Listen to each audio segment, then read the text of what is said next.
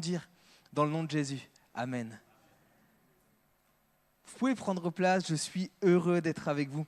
Heureux parce que on ouvre la Bible ensemble, mais heureux parce que le thème de ce soir, c'est un thème qui me parle beaucoup. J'étais beaucoup challengé là-dessus. Ce soir, on continue encore nos études dans les proverbes. Et ce soir, on va parler d'un thème.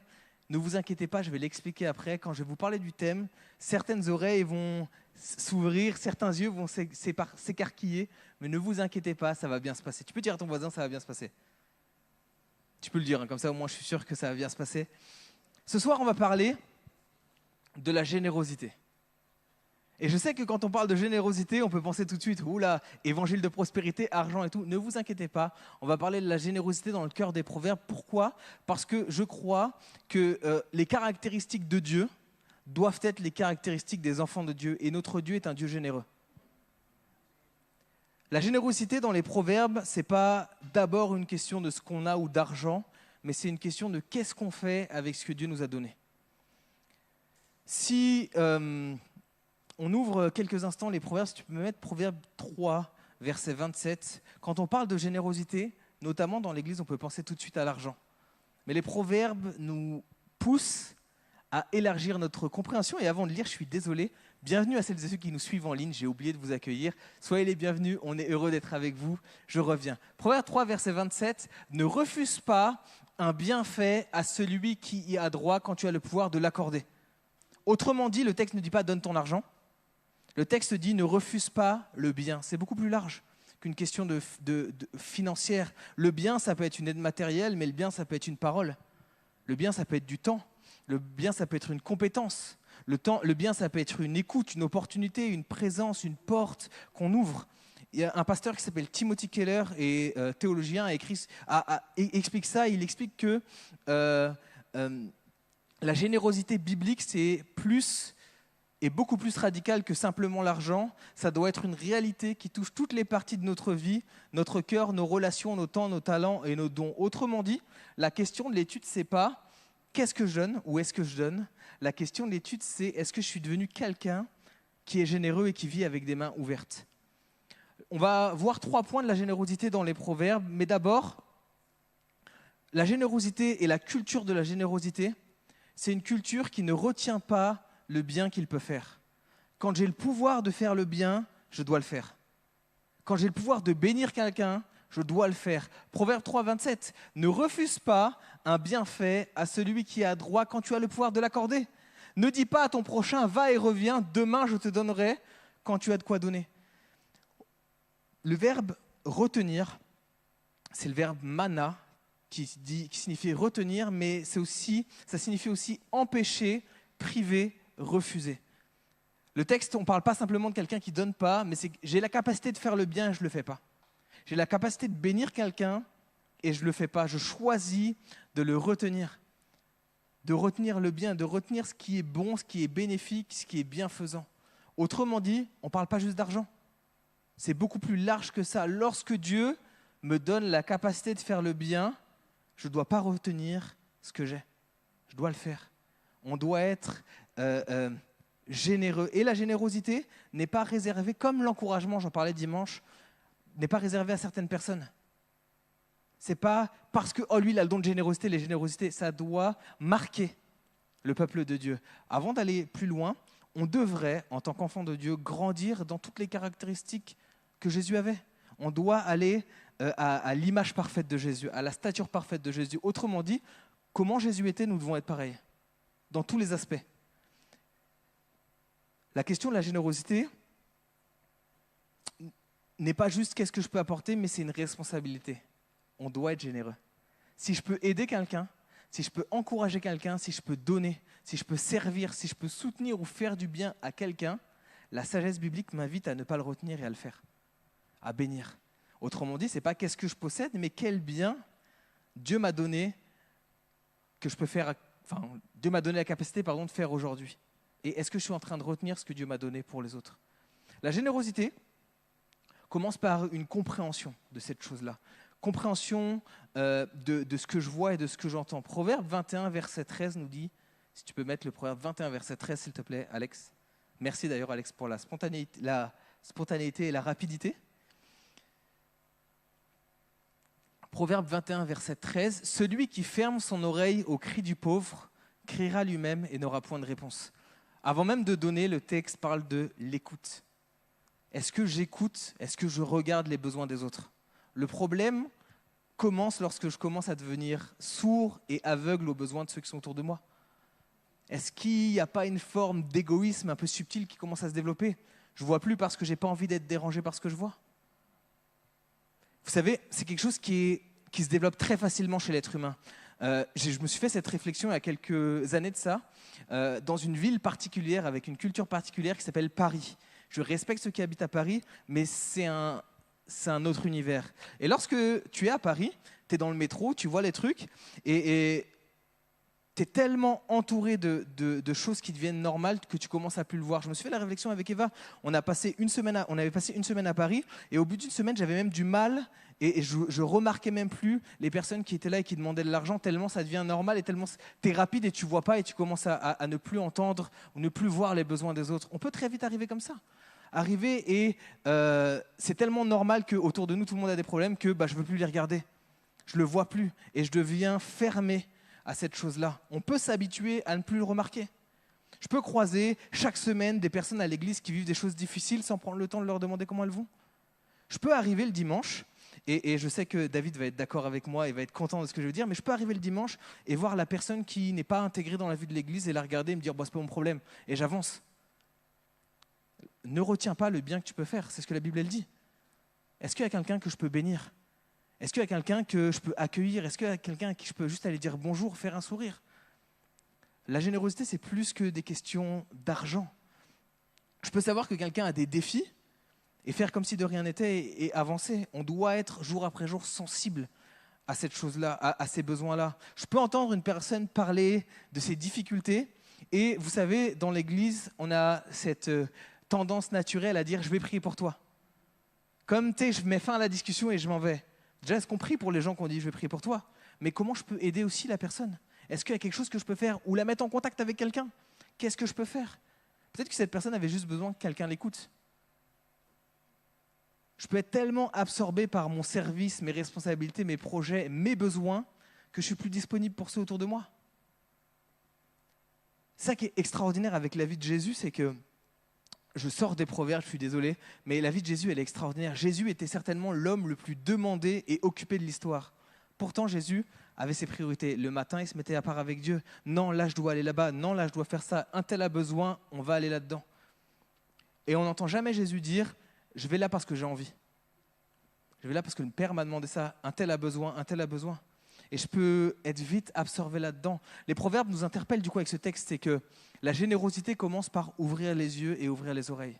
Être attentif. Parce que si je refuse d'entendre le besoin, je ne peux pas y répondre. La générosité, du coup, c'est aussi donner mon attention, mon temps, ma présence, mon écoute, ma disponibilité. Et pour nous qui sommes chrétiens depuis longtemps, c'est un vrai enjeu. On peut être tellement familier avec l'Église qu'on est familier avec les besoins des autres, au point de ne plus les voir. Et la maturité chrétienne, c'est pas être moins dérangé par les besoins, mais c'est être plus disponible pour y répondre. Est-ce que je suis disponible? Vous savez, on est dans un monde et dans une génération qui confond présence et disponibilité. Une chose qui m'interpelle beaucoup, et j'ai dû mettre une règle dans ma famille avec ça, mais une chose qui m'interpelle beaucoup, c'est quand aller à McDo ou un truc comme ça, les gens sont à table et les gens sont sur leur téléphone. Ils sont ensemble, mais ils ne sont pas ensemble. Et on peut très vite être avec les gens sans être avec eux. Soyons disponibles. La générosité commence aussi par agir quand on peut. Proverbe 3, verset 27, ne dis pas, si tu peux revenir à Proverbe 3, je suis désolé Alex, 28, pardon, ne dis pas à ton prochain, va et reviens, demain je donnerai, quand tu as de quoi donner. Il y a une générosité qui existe dans l'Église, qui est une générosité en théorie. C'est comme les compliments. Il y a les compliments en théorie, je le pense, mais tant que je ne le dis pas, ou l'encouragement, je le pense, tant que je ne le dis pas, je n'encourage pas. Il y a une générosité en théorie, il faudrait que je l'aide. Il faudrait que je l'appelle. Il faudrait que je prie pour lui. Il faudrait que je donne. Il faudrait que je propose mon aide. Mais demain. Ne dis pas demain quand tu peux le faire aujourd'hui, c'est ce que la Bible nous dit. Quand tu peux faire le bien, fais-le. La générosité, ça implique du coup une dimension de disponibilité. C'est une culture, c'est quelque chose qu'on doit développer dans notre vie. La générosité, je le disais en introduction, c'est aussi comprendre que ce que j'ai ne retient pas... Tu peux mettre le verset 27, s'il te plaît ? Ne refuse pas un bienfait à celui qui a droit. Ce que j'ai, un bienfait, n'est pas juste mon portefeuille. Quand on parle de générosité, on pense souvent argent. Je peux être généreux avec mon argent, oui. Je peux bénir avec mon argent, oui. Mais je peux être généreux avec mon temps. Je peux prendre du temps avec quelqu'un qui a besoin. Je peux aller visiter un frère, une sœur qui a besoin. Je peux... un tel a besoin d'aide en déménagement, je peux donner mon temps et mes bras pour aider. Je peux être généreux avec mon temps. Je peux être généreux avec mon énergie. Merci à toutes celles et ceux d'ailleurs qui sont généreux semaine après semaine, qui donnent de leur énergie pour bénir les autres à l'église et qui servent. Merci à vous. Mais je peux être généreux avec mon énergie. Aider l'autre à porter une charge et tout. Je peux être généreux avec mes compétences. Je peux transmettre ce que j'ai appris. Je peux bénir avec ce que je maîtrise. Je peux être généreux avec mon expérience. On a le privilège d'avoir des gens qui marchent avec Dieu depuis plus longtemps que nous. Et ces personnes peuvent être généreuses avec nous. Et on a appris parce qu'il y a d'autres personnes qui ont cheminé avec Dieu plus avant nous et qui ont été généreuses avec nous, qui ont pris du temps avec nous. Jésus, c'est ce qu'il a fait. Il a pris du temps avec ses 12. Et il a investi dans ces 12-là. Il a été généreux avec son expérience. Je peux être généreux avec mon attention. Je peux être généreux le dimanche, me dire, je vais essayer d'aller voir une personne que je ne connais pas. Je prends du temps, de l'énergie, de l'attention. Je peux être généreux avec mes relations. Prendre le temps d'investir là-dedans. Généreux avec mon influence, j'en parlais dans l'encouragement. Avec les opportunités, avec la deuxième chance, comme Barnabas l'a été avec Paul. Ou Barnabas l'a été avec Jean-Marc. Je peux être généreux là-dedans. C'est quelque chose qu'on doit développer, ça doit devenir une culture dans nos vies. Est-ce que je suis prêt, en gros c'est la question à se poser, mais est-ce que je suis prêt à mettre ce que Dieu a placé entre mes mains au service et au bien des autres ? J'en parlais il y a quelques semaines de ça, dans une des études sur les proverbes. Les proverbes parlent d'un thème qui s'appelle la diligence. La diligence, c'est la gestion de ce qu'on m'a confié. L'intendance, c'est le même mot. Est-ce que je suis généreux avec ce que Dieu m'a confié ? Quand je comprends que ce que Dieu m'a confié, ce n'est pas à moi, mais c'est à Dieu, je peux être généreux pour le faire fructifier. Tout ce que Dieu nous donne, tout ce que Dieu nous confie peut devenir un instrument de bénédiction pour les autres et de générosité. Deuxièmement, la personne généreuse et la culture de la générosité refusent aussi de laisser l'avidité nous gouverner. Vous savez, on peut se laisser gouverner par plein de choses. Qu'est-ce qui nous gouverne ? C'est là où est ton trésor, là est ton cœur, c'est ce que la Bible elle dit.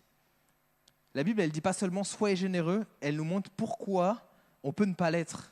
Proverbe 11, verset 24, s'il te plaît.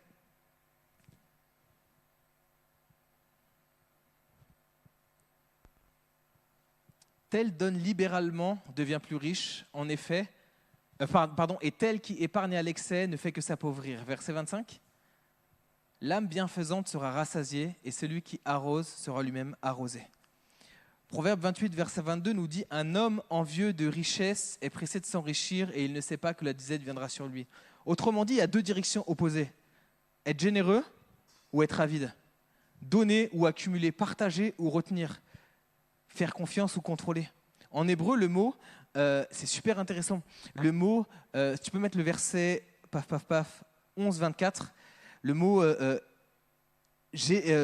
être généreux, c'est littéralement une âme de bénédiction.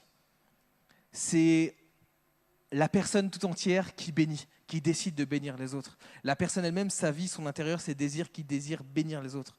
C'est pas simplement ce que je fais. Et c'est pour ça que je parle de culture. La générosité, c'est pas juste le fait de donner. C'est toute la démarche qui va avec. C'est pourquoi je le fais. C'est qui je suis devenu au final. Une culture, c'est pas juste je fais les choses pour les faire ou pour pas me punir. Mais je fais les choses parce que ça découle de qui je suis. J'aime pas les gens de l'église parce que je dois les aimer. Je les aime parce que Dieu m'a aimé, Dieu me transforme et Dieu me permet de les aimer. C'est pas pareil. Je n'obéis pas à la parole parce que j'ai peur d'être puni. J'obéis à la parole parce que Dieu nous transforme, Dieu nous façonne et Dieu nous fait comprendre que c'est une bénédiction pour nous et pour les autres autour de nous. Mais je ne le fais pas parce que j'ai peur d'être puni. Je ne prie pas parce que j'ai peur que Dieu me dise « Oh, t'as pas prié aujourd'hui ». Je prie parce que j'ai envie d'être avec Dieu. La générosité, c'est pareil. C'est quelque chose qui vient de l'intérieur. Tous les proverbes, on parle de ça. Chaque semaine que je parle des proverbes, on parle de ça. C'est une transformation du cœur qui se manifeste par des actes concrets. Et la générosité, c'est une âme généreuse, c'est ce qui je suis devenu au final intérieurement. Une âme de bénédiction. Bénédiction, Bérek, C'est l'idée de bénir, d'accorder du bien, de faire prospérer. Autrement dit, une âme de bénédiction, c'est une personne dont la vie est une bénédiction pour les autres. C'est ça la générosité. Je suis une bénédiction pour ceux qui sont autour de nous. C'est plus profond que je donne beaucoup d'argent. Ça peut passer par les finances et je crois que Dieu nous permet aussi là-dedans, mais ce n'est pas que ça. Le généreux dans les proverbes, du coup, ce n'est pas quelqu'un qui fait de temps en temps des actes de générosité. C'est quelqu'un dont l'âme est devenue généreuse et dont la générosité est juste un découlement de qui il est. C'est une vie orientée vers le bien des autres. Dieu ne veut pas faire de nous juste des gens qui sont plus bénis. Oui, Dieu nous bénit, oui, Dieu nous a comblés de toute bénédiction, mais il veut faire des gens par lesquels sa bénédiction peut circuler. Dieu ne nous donne pas juste pour qu'on l'accumule pour nous, Dieu nous donne pour bénir aux autres. Pour bénir les autres, pardon. Et la générosité, ça devient une manière d'être. Je suis parce que Dieu me transforme. Je le disais, l'ennemi de la générosité, ce n'est pas juste l'égoïsme, c'est l'avidité, Proverbe 28-25. Celui qui a le cœur avide excite les querelles, mais celui qui se confie en l'Éternel est rassasié. Et c'est intéressant parce que le texte oppose l'avidité à la confiance. L'avidité, c'est « il me faut plus », « je veux plus ». La confiance, c'est « je peux partager parce que je sais que Dieu prend soin de moi ». La générosité, c'est une question de confiance d'abord. Est-ce que j'ai confiance en Dieu? Est-ce que je place ma confiance dans ce que j'ai, mes possessions, ou est-ce que je place ma confiance en Dieu? Et si je place ma confiance en Dieu, je peux être généreux avec les autres. Le texte oppose, celui qui a le cœur avide excite les querelles, mais celui qui se confie en l'Éternel est rassasié. L'avidité est particulière parce que l'avidité, le fait d'accumuler plus, nous promet de la sécurité, mais ça nous rend esclaves. Vous savez, c'est plus j'ai envie d'accumuler, plus j'ai envie d'accumuler, plus j'ai envie d'accumuler, plus j'ai encore envie d'accumuler, moins je me sens comblé là-dedans. Pourquoi? Parce que les possessions matérielles ne peuvent pas nous combler. Si c'était le cas, les gens les plus riches seraient les gens les plus heureux du monde. Or, ce n'est pas le cas. Proverbe 28-22, un homme envieux de richesse est pressé de s'enrichir et il ne sait pas que la disette vient sur lui. Le problème, ce n'est pas de posséder, mais c'est de toujours vouloir plus et mettre son sentiment de sécurité dans ce que j'ai. Ça dépasse l'argent. On peut être avide, pas juste d'argent, on peut être avide de reconnaissance. On peut être avide de confort. On vit dans une génération et dans une société qui fait du confort la nouvelle divinité. Et toute ma vie doit être basée sur mon confort. Et dès que ça touche à mon confort, j'y vais pas parce que je suis plus confortable, c'est plus moi d'abord. On peut être avide de contrôle, on peut être avide de statut, d'influence, de possession, de plein de choses. On peut être avide d'attention. On peut avoir beaucoup de choses matérielles et vivre comme si on manquait. Pourquoi? Parce que soit je suis avide de choses, soit j'ai confiance en Dieu. Je ne peux pas être les deux. Et la question du coup de la générosité, ce n'est pas une question de combien j'ai. Si la générosité, c'est la confiance en Dieu, ce n'est pas une question de combien je possède. Ou c'est une question de qu'est-ce qui me possède? Qu'est-ce qui dirige mon cœur? Est-ce que c'est la confiance en Dieu ou est-ce que c'est mon matériel? L'argent et toutes ces choses-là, c'est un outil. Mais ça peut devenir un objectif de vie. Au lieu de posséder des biens, on finit par tirer notre identité de ce qu'on a. Tim Keller a écrit ceci: « Le manque de générosité vient souvent d'une mauvaise compréhension de la propriété.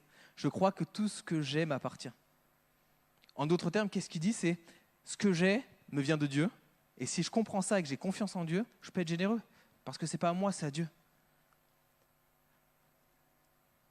En d'autres termes, la générosité, c'est une question de qui est-ce qui dirige mon cœur. Est-ce que Dieu dirige mon cœur ou est-ce que j'ai besoin d'autre chose? Vous savez, si on n'est pas comblé en Dieu, on va chercher partout ailleurs. Tout ce qu'on ne trouve qu'en Dieu. Je vous fais gagner du temps, ça ne marchera pas. On ne peut pas être comblé en dehors de Dieu. On ne peut pas être rempli en dehors de Dieu. La Bible nous dit qu'on est comblé de toute bénédiction en Jésus. On ne peut pas l'être en dehors de Dieu. Mais l'être humain va chercher à combler cette chose-là. C'est pour ça qu'on va chercher à avoir toujours plus. Et dernièrement, troisième point sur la générosité et la culture de la générosité, je le disais, être généreux, c'est faire confiance à Dieu, mais quand je suis généreux, je deviens une source de bénédiction pour les autres. La Bible ne veut pas nous convaincre de donner plus, mais elle veut nous transformer pour qu'on soit généreux. L'âme bienfaisante, Proverbe 11, verset 25. L'âme bienfaisante, l'âme qui fait le bien, bienfaisant, faisant le bien. L'âme bienfaisante sera rassasiée et celui qui arrose sera lui-même arrosé. Autrement dit, la générosité, ce n'est pas seulement quelque chose que je fais, c'est quelqu'un que je deviens. Et quand je le fais, je vais être béni. Je ne le fais pas pour être béni, qu'on se comprenne bien. Ce texte-là n'est pas là pour dire « donne de l'argent et Dieu va te donner de l'argent ». C'est pas ça. Vraiment. Ça ne marche pas comme ça. Par contre, sois généreux, tu investis pour des trésors qui ne sont pas sur cette terre, pour des trésors qui sont éternels, des trésors qui sont dans les cieux. Sois généreux et t'inquiète pas. Dieu prend soin de nous. D'ailleurs, le seul moment où Dieu demande au peuple de le mettre à l'épreuve, c'est avec la générosité financière. Quand il parle de dîmes, mettez-moi à l'épreuve de telle manière et vous verrez si j'ouvre pas la porte, si j'ouvre pas les cieux. C'est une question de confiance. Dieu ne dit pas donne ta dîme et tu seras riche. Et si quelqu'un vous a prêché ça, c'est pas la Bible. Notre objectif, c'est pas d'accumuler des richesses sur cette terre. Notre objectif, c'est d'accumuler des richesses dans les cieux. Là où le voleur ne vient pas, là où la teigne et tout. C'est ça l'objectif. La générosité, c'est ce que Dieu veut travailler en nous. Le généreux, et la personne généreuse, du coup, qui développe ça, devient une source de bénédiction. Et je crois qu'on veut être des sources de bénédiction autour de nous. J'espère, en tout cas. Proverbe 22, verset 9. Celui qui a l'œil bienveillant sera béni parce qu'il donne de son pain aux pauvres. L'œil bienveillant, c'est intéressant, qui a un bon œil, qui regarde, qui considère, qui évalue celui qui l'entoure. On parlait tout à l'heure du fait de fermer l'œil à celui qui a un besoin. Mais celui qui ouvre l'œil à celui qui a un besoin et qui partage sera béni parce qu'il donne de son pain aux pauvres. Le bon œil, c'est un regard favorable, généreux, disposé envers l'autre. La générosité, du coup, ne commence pas avec ce qu'on fait, elle commence avec ce qu'on considère, ce qu'on voit et la manière dont on perçoit les autres. Il y a deux personnes qui peuvent voir exactement la même situation et pas la regarder de la même manière. On peut voir un besoin et dire encore quelqu'un qui a des problèmes. On peut voir un besoin et se dire comment je peux bénir cette personne. La situation est la même, mais ma réponse à cette chose est différente. L'un regarde avec suspicion, comparaison et indifférence, et l'autre regarde avec comment je peux être une source de bénédiction. Et malheureusement, trop souvent dans la générosité, quand on voit des défis, on dit « Seigneur, bénis cette personne », mais on pourrait prier aussi « Seigneur, comment je peux bénir cette personne aussi ?» Parce que par moment, on est la réponse aux prières des autres. Admettons, David doit déménager, je peux dire « Seigneur, envoie des gens pour l'aider à déménager », c'est bien. Je peux prier dans ce sens-là, mais je peux aussi aller l'aider. Et là, je deviens une réponse à cette prière. La générosité, comme je dis, ça ne commence pas par ce que je donne ou ce que je fais, ça commence par ma compréhension et mon regard. Avant que mes mains donnent, mes yeux doivent voir le besoin, voir la personne, voir ce que Dieu veut faire et voir comment je peux bénir. Celui qui a l'œil bienveillant sera béni parce qu'il donne son pain aux pauvres. D'abord, il regarde, l'âme bienveillante sera rassasiée et celui qui arrose sera lui-même arrosé. Mais celui qui a l'œil bienveillant, Proverbe 22, verset 9, sera béni. D'abord, il voit avec son œil et ensuite il donne. Je vois le besoin et ensuite je donne. La générosité extérieure, ça révèle juste ce qui est à l'intérieur. Un cœur généreux apprend à regarder les autres, pas comme des concurrents, des problèmes ou des dérangements, mais comme des personnes que Dieu nous donne l'occasion de faire du bien, à qui Dieu nous donne l'occasion de faire du bien. Le généreux ne voit pas aussi le pauvre ou celui qui a un besoin comme une nuisance. Proverbe 17, verset 5, « Celui qui se moque du pauvre outrage celui qui l'a fait. » Pourquoi ? Parce que Dieu est derrière cette personne. Je ne dois pas regarder celui qui a un besoin comme quelqu'un qui a moins que moi. Je dois la regarder comme c'est une personne que Dieu a créée. Et par moments, je crois que ça changerait notre manière de bénir les autres ou de servir les autres si jour après jour on réalisait, on le sait, mais si on réalisait que cette personne est aussi l'enfant de Dieu. Vous savez, je n'ai pas prévu de dire ça, mais je vais vous le dire quand même parce qu'on s'aime et tout. Quand on s'est marié avec Eva, j'ai découvert qu'on pouvait aimer Dieu et pas être d'accord tout le temps. Premier défi, et moi, comme un homme qui aime Dieu, qui aime sa femme, je priais pour Eva. Mais je priais dans ce sens-là. Je disais à Dieu, Seigneur, change Eva là-dessus, que son cœur soit transformé pour qu'elle puisse être d'accord avec moi. Et alors que je priais, vraiment, j'étais très sincère, hein, c'était vraiment sincère avec Dieu. Et alors que je priais, dans un de mes temps, je sens vraiment le Seigneur qui me parle et qui me dit, tu sais que tu parles de ma fille. Et en fait, le fait de réaliser, je savais qu'elle était fille de Dieu, mais le fait de le réaliser m'a amené à agir avec Eva et traiter Eva d'une autre manière. Parce que ce n'est pas juste ma femme, c'est la fille de Dieu. Comment je regarde l'autre ? Est-ce que je vois le problème de la personne ou est-ce que je vois la création de Dieu derrière la personne ? Ça va changer la manière dont je vais agir avec cette personne. Est-ce que je vois le pauvre comme quelqu'un qui a moins que moi ? Celui qui se moque du pauvre outrage celui qui l'a fait. Celui qui se moque de celui qui a le besoin outrage Dieu derrière. Parce que je ne suis pas moins une création de Dieu que l'autre, ou plus une création de Dieu que l'autre. Proverbe 19, verset 17 va encore plus loin. Si tu peux mettre Proverbe 19, verset 17, s'il te plaît.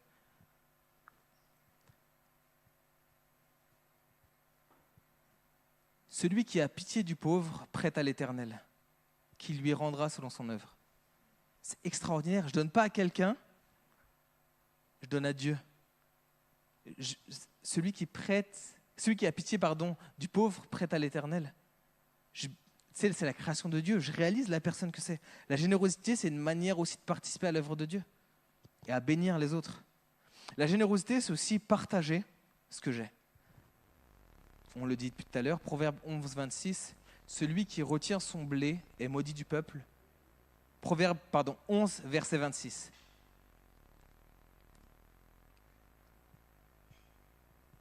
Désolé Alex, je vais un peu vite. Celui qui retient le blé est maudit du peuple, mais la bénédiction est sur la tête de celui qui le vend. Dans le contexte, on parle d'un personnage qui a une ressource nécessaire pour les autres, mais qui la retient pour son intérêt. Qu'est-ce que j'ai qui peut bénir les autres ? C'est la parabole des talents. Est-ce que je fais fructifier ce que Dieu m'a donné ou est-ce que je l'enterre ? Dieu nous a donné plein de choses, et pas juste des ressources financières, pour bénir. Est-ce que je retiens ce que j'ai qui peut bénir les autres ou est-ce que je le partage ? On parle de service, on parle de temps, d'attention. Est-ce que je retiens ce que Dieu m'a donné ou est-ce que je partage ? Le problème, ce n'est pas de posséder du blé, c'est de le retenir. Le problème, c'est que je possède quelque chose qui peut bénir les autres et je refuse de le faire circuler. Si je dois donner une définition de la générosité, si des gens prennent des notes, je vais vous la donner maintenant, ma définition personnelle de la générosité. La générosité consiste à faire circuler ce que Dieu nous a confié afin que ça devienne une bénédiction pour les autres. Je partage ce que Dieu m'a confié. Je ne retiens pas le blé que j'ai. Mais le blé, ce n'est pas moi qui l'ai fait grandir, c'est Dieu. Je partage ce que Dieu m'a confié. Et enfin, la personne généreuse et la culture de la générosité créent de l'espace pour les autres. On l'a vu dans la vie de Barnabas. Barnabas est marqué par le fait de créer de l'espace pour les autres. Il le fait avec Paul, il le fait avec Jean-Marc. Et on le voit dans Proverbe 18, verset 16. Les présents d'un homme lui élargissent la voie et lui donnent accès auprès des grands. Un don peut ouvrir une porte, une compétence peut ouvrir une porte. Ce que j'ai, je peux bénir les autres. Je peux avoir un accès, je peux donner un accès. Autrement dit, la générosité se pose cette question, est-ce que ma vie ouvre des portes aux autres ou est-ce que je garde ce que j'ai pour moi ? Je crois qu'on doit être profondément marqué là-dessus parce que Dieu est un Dieu généreux. Dieu ne retient pas ses bénédictions vers nous. Il nous a comblé de toute bénédiction. Dieu a été généreux au point d'envoyer son Fils pour nous, ce qu'il avait de plus cher pour nous.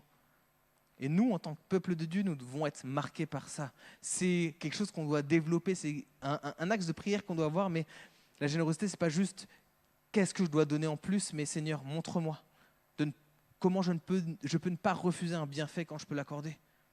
Montre-moi, Seigneur, comment l'avidité peut venir dans mon cœur dans certains points et comment mettre ma confiance en toi. Montre-moi comment arroser les autres. Pas juste pour être arrosé, mais pour bénir, parce que Dieu nous a bénis.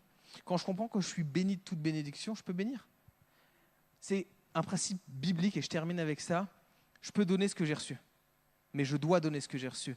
Dans la prière du Notre Père, Jésus dit « Seigneur, aide-nous, pardonne-nous nos offenses comme nous pardonnons à ceux qui nous ont offensés. » Pourquoi je peux pardonner à celui qui m'a offensé ? Parce que je sais que Jésus m'a pardonné et moi je l'ai offensé.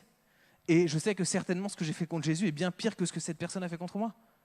Et donc, parce que Jésus m'a pardonné, je peux pardonner. La générosité, c'est exactement ça. Parce que Jésus nous a comblés de ça, je peux bénir l'autre. Mais l'avidité, c'est Jésus me bénit et je regarde ça pour moi. Et je ne le partage pas. Dieu nous invite à être un peuple généreux. La générosité, ce n'est pas juste donner ce qu'on a, c'est apprendre à vivre avec les mains ouvertes parce qu'on fait confiance à Dieu qui nous a tout donné. J'aimerais qu'on puisse, dans cette direction-là, quelques instants, et je vais inviter Ophélie, si tu peux revenir quelques instants après, mais si on peut prier dans ce sens-là pour nous d'abord. On doit être des gens généreux. J'aime l'église des Actes qui mettait tout en commun. Je ne dis pas que vous devez vendre vos maisons pour le donner à l'église. Ce n'est pas ce que je dis, qu'on se comprenne bien. Mais ils avaient compris une chose, c'est que je veux mettre au service de Dieu ce que j'ai. Dans un contexte particulier, une époque particulière, et ce n'est pas ce que je vous demande. Donc ne faites pas ça là, mais qu'on soit des gens généreux. Seigneur, qu'est-ce que j'ai qui peut bénir les autres ? On est dans une génération, une culture qui est tellement centrée sur nous qu'on en oublie de voir les autres. On peut très vite arriver là et Seigneur, bénis-moi, Seigneur, moi, Seigneur, moi, Seigneur, moi. Mais il y a des gens autour de nous. Et qu'on puisse développer cet œil-là, développer cette culture-là, nous, dans nos cercles, nous en tant qu'Église, qu'on puisse être connus pour être une Église généreuse. Généreuse dans son énergie, généreuse dans son service, généreuse dans ses dons, généreuse dans tout ce que Dieu nous a confié. Est-ce qu'on peut se lever quelques instants et prier? Prier pour nous et prier pour notre Église dans ce sens-là. Seigneur, merci parce que tu nous rappelles que nous devons te faire confiance jour après jour, mais être généreux avec ce que tu nous as confié. Permets-nous d'être généreux dans nos temps, dans tout ce que tu nous as donné, dans notre énergie, dans nos pensées, mais avant tout, permets-nous d'avoir l'œil ouvert sur les besoins. Seigneur, ne fais pas de nous des personnes qui ferment les yeux aux besoins des autres, mais apprends-nous déjà à avoir les yeux ouverts. Apprends-nous à te faire confiance. Apprends-nous à ne pas nous laisser posséder parce qu'on a nos talents, nos ambitions et nos choses, mais apprends-nous à le mettre à ton service. Tout ce que nous avons, qu'on puisse le mettre à ton service pour bénir les autres. Seigneur, si on a le pouvoir de faire le bien, permets-nous de le faire. Seigneur, ne nous permets pas de fermer l'œil. Permets-nous de prêter à celui qui a besoin. Permets-nous de servir ceux qui en ont besoin. Permets-nous de mettre à ta disposition ce que nous avons. Comme cette église dans Actes qui va mettre à ta disposition ce qu'ils ont leurs ressources. Mais permets-nous de le faire avec un cœur généreux parce que nous avons confiance en toi. Nous savons que toute bénédiction vient de toi. Nous savons que tu es celui qui veille sur nous, qui prend soin de nous. Nous savons que tu as l'œil sur tes enfants. Mais Seigneur, développe pour nous cette confiance en toi. Je te prie pour nous individuellement d'abord. Je te prie pour ma vie, Seigneur. Aide-moi à grandir dans cet aspect-là. Aide-moi à être façonné à ton image jour après jour, de progrès en progrès. Je te prie pour nous en tant qu'Église. Permets-nous d'être une Église généreuse. Permets-nous d'être une Église avec l'œil ouvert sur les besoins. Permets-nous de ne pas nous contenter de l'état dans lequel on est, mais permets-nous de grandir à ta mesure, à ta stature parfaite. Seigneur, il y a du chemin à parcourir, mais on ne le parcourt pas seul, tu es avec nous. Seigneur, je te prie que nous soyons et que nous développions dans nos vies, dans nos familles, là où tu nous as placé cette culture de la générosité. Que nous soyons connus pour être généreux, reconnus pour être généreux parce que nous avons tout pleinement en toi. Tu nous as comblé de toute bénédiction, mais nous voulons être aussi des sources de bénédiction à notre tour. Seigneur, nous ne voulons pas être de ceux qui reçoivent, mais qui ne partageons pas. On veut être de celles et ceux qui sont bénis et qui bénissons en retour. Seigneur, merci pour la grâce que tu nous fais. Merci pour tout ce que tu nous as donné, mais fais-nous grandir dans ce domaine-là, dans le nom de Jésus. Amen. Est-ce qu'on peut quelques instants prier pour nous, pour notre Église, pour que nous puissions grandir dans cette culture-là ?